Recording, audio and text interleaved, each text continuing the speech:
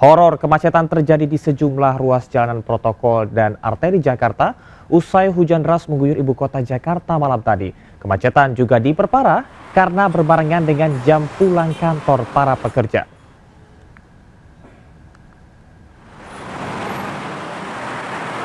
Kemacetan mengular di beberapa jalan protokol dan arteri Jakarta pasca hujan deras mengguyur Jakarta sejak Rabu sore hingga jelang malam.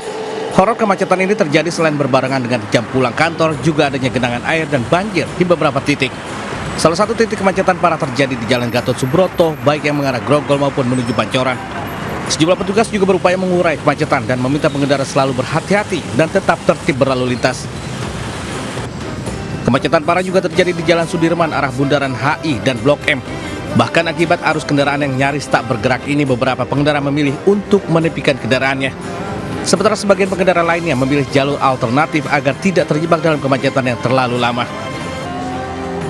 Sementara itu, salah satu netizen sempat mengabadikan kendaraan yang mengular panjang saat hujan mengguyur pada pukul 4 sore, juga di kawasan Jalan Sudirman. Langit yang menghitam serta hujan masih mengguyur dan sesekali kelihatan petir sempat terekam kamera. Warga pun diimbau untuk selalu waspada saat melaju di cuaca yang ekstrim belakangan ini untuk keamanannya. Dari Jakarta, Helmi Sanjambati, News melaporkan.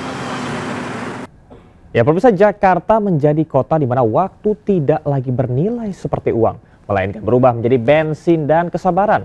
Macet tak kenal waktu dari pagi hingga ke pagi, terlebih usai hujan melanda hingga merubah jalan Jakarta menjadi parkiran massal.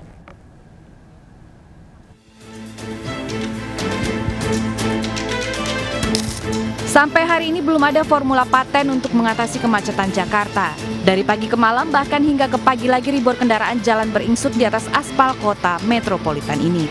Terlalu banyak kendaraan pribadi hingga pertumbuhan jalan yang hanya 0,01% per tahun tak mampu menampung sirkulasi transportasi di Jakarta. Macet diperparah di saat hujan mulai mengguyur kota. Banjir tak bisa dihindari menjebak kendaraan mematung di antara genangan air. Namun, di antara riuhnya suara mesin kendaraan dan klakson, penduduk Jakarta tetap bertahan. Warga Jakarta bertahan meski waktu terbuang sebagai dampak dari kemacetan. Kerugian ekonomi per tahun bahkan mencapai 100 triliun rupiah dari macet jalanan yang tak kunjung usai. Polusi udara pun tak bisa dihindari hingga mengancam kesehatan, terutama pernafasan.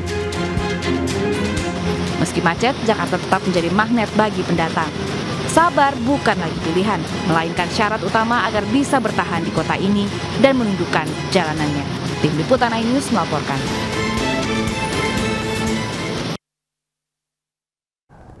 Ya, Jakarta menjadi kota di mana waktu tidak lagi bernilai seperti uang. Dan kita akan ke informasi selanjutnya. Pemirsa, pelaku penembakan dalam bentrokan di sebuah lahan kosong berhasil diringkus petugas. Dari tangan pelaku, polisi juga mengamankan sepucuk senjata api yang diduga digunakan untuk menembak korban. Pria berwajah brewok ini tak berkutik saat disergap petugas Subdit Jatanras Polda Metro Jaya. Pria terduga pelaku penembakan itu dibekuk saat tengah mengendarai sepeda motor di sebuah gang di kawasan Kebonjeruk, Jakarta Barat. Petugas langsung melakukan penggeledahan di tempat dan mendapati sepucuk senjata api.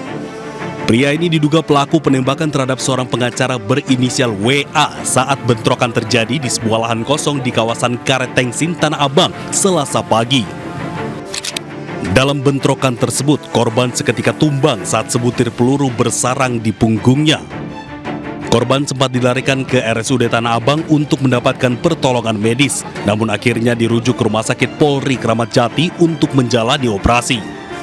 Dari lokasi bentrokan, polisi mengamankan 33 orang beserta belasan jenis senjata tajam, senapan angin, dan alat pemukul.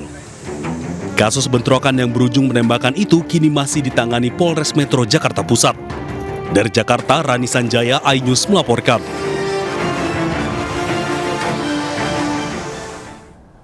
Ribuan guru honorer berunjuk rasa di kawasan Monas, Jakarta hari ini. Anda harus perhatikan penutupan ruas jalan agar aktivitas tetap lancar. Dalam aksinya, ribuan guru honorer berunjuk rasa untuk menuntut diangkat menjadi P3K. Ribuan guru honorer dari sejumlah daerah di Indonesia berunjuk rasa di kawasan Medan Merdeka Selatan, Gambir, Jakarta Pusat pada pagi hingga siang hari ini. Selama aksi, dua ruas jalan Medan Merdeka Selatan ditutup. Akibatnya terjadi kemacetan dari arah Tugu Tani menuju Sudirman Tamrin. Kendaraan dialihkan ke Jalan Kebon Sirih. Imbas demo, Operasional Transjakarta juga terjadi disesuaikan. Untuk sementara, halte Balai Kota dan Gambir 2 ditutup. Dalam aksi ini, massa guru honorer menuntut status mereka diangkat menjadi P3K. Selama aksi, ribuan personel polisi dikerahkan untuk mengamankan unjuk rasa. Sementara itu, pemirsa, ratusan unsur buruh pada pagi hari ini berkumpul di Aula JCC Senayan, Jakarta untuk melakukan konsolidasi nasional. Dipimpin oleh Presiden KSPI Said Iqbal, unsur buruh dari sejumlah elemen berkumpul mematangkan rencana demo dan tuntutan. Salah satunya adalah menuntut kenaikan upah minimum sebesar 8,5% hingga 10,5%. Buruh juga menuntut pengesahan rancangan undang-undang ketenagakerjaan.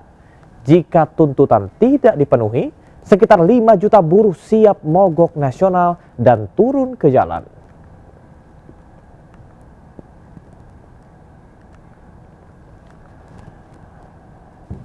Ya, kita ke informasi yang menggembirakan, pemirsa. Ongkos haji tahun depan turun tipis sekitar 2 juta. Pemerintah dan DPR sepakat tiap calon jemaah haji membayar sekitar Rp54.200.000.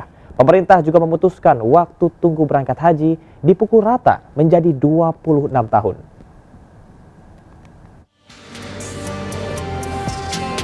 Calon jemaah haji yang berangkat tahun depan cukup beruntung.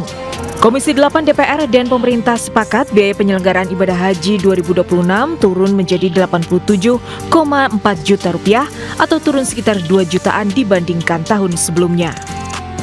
Dengan jumlah tersebut, ongkos haji yang harus ditanggung calon jemaah haji tahun depan sekitar Rp54.193.000 atau sekitar 62% dari total BPIH.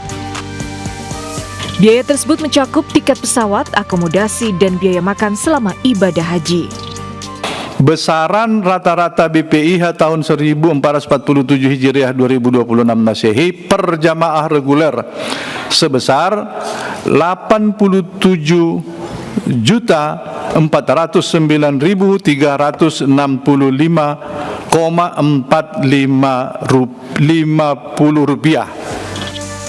Meski ongkos haji turun, calon jemaah haji berharap kualitas layanan jemaah terus meningkat, bukan malah turun alias seadanya. Tak hanya soal ongkos haji, DPR dan pemerintah juga memutuskan waktu tunggu haji bakal dipukul rata 26 tahun untuk seluruh provinsi. Ketentuan ini berbeda dari sebelumnya, di mana perhitungan waktu tunggu berdasarkan proporsi daftar tunggu kuota haji di tiap provinsi. Dengan ketentuan lama itu, waktu tunggu haji di beberapa daerah bisa mencapai 40 tahun.